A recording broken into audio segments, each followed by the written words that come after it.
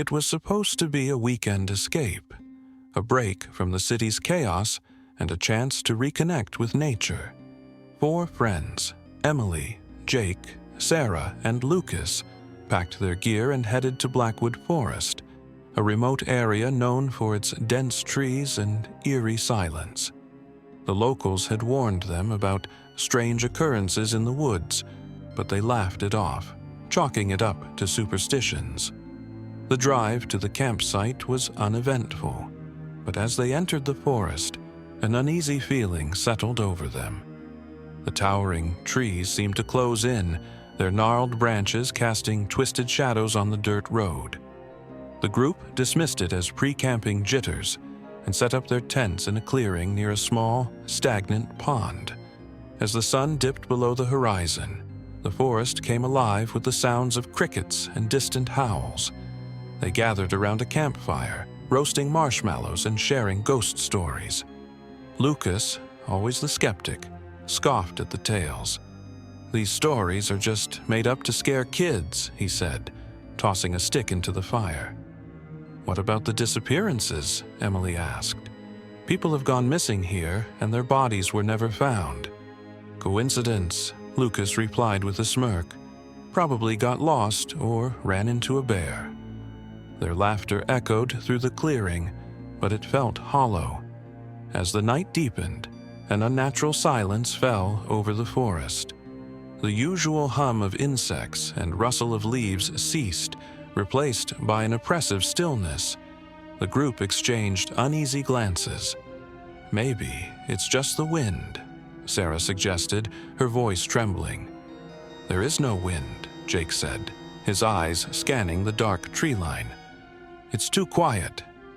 Suddenly, a loud crack shattered the silence. They jumped, turning toward the sound. A branch had snapped, but there was no sign of what caused it. Emily grabbed a flashlight and pointed it into the woods. The beam of light cut through the darkness, revealing nothing but trees and shadows. "Probably an animal," Lucas said, though his voice lacked its usual confidence. "Let's just go to bed," Emily suggested. "We're probably just spooking ourselves." Reluctantly, they retreated to their tents.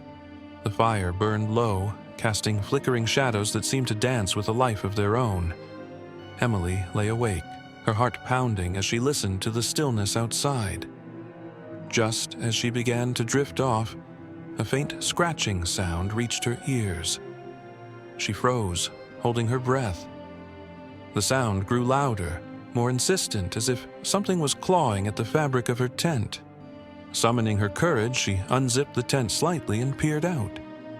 The flashlight beam revealed nothing but the empty campsite. "Guys," she whispered, her voice shaking. Jake emerged from his tent, his face pale. "Did you hear that?" Before she could respond, Sarah let out a blood-curdling scream.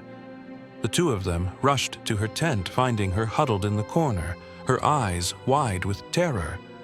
"There was someone outside my tent," she stammered. "I saw a face. It was pale, with hollow eyes."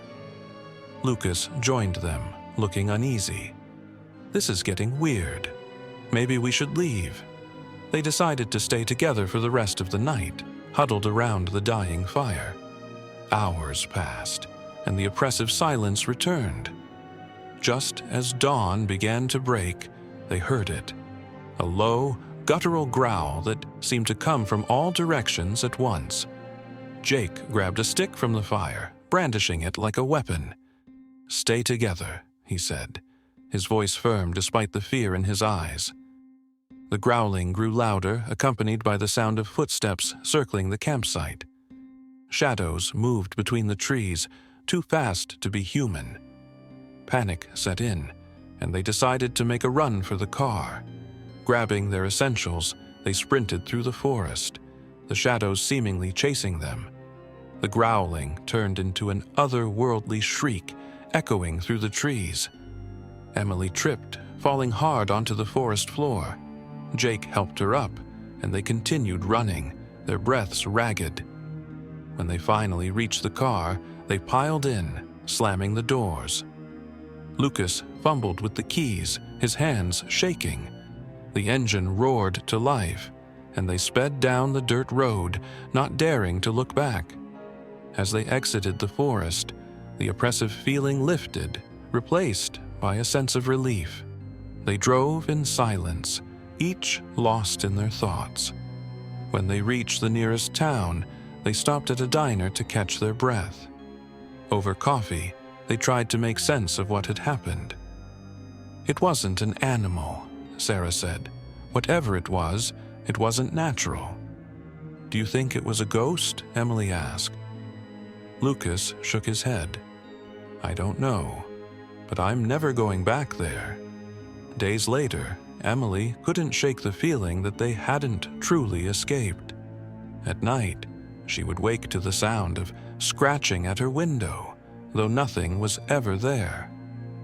One evening, she received a text from an unknown number.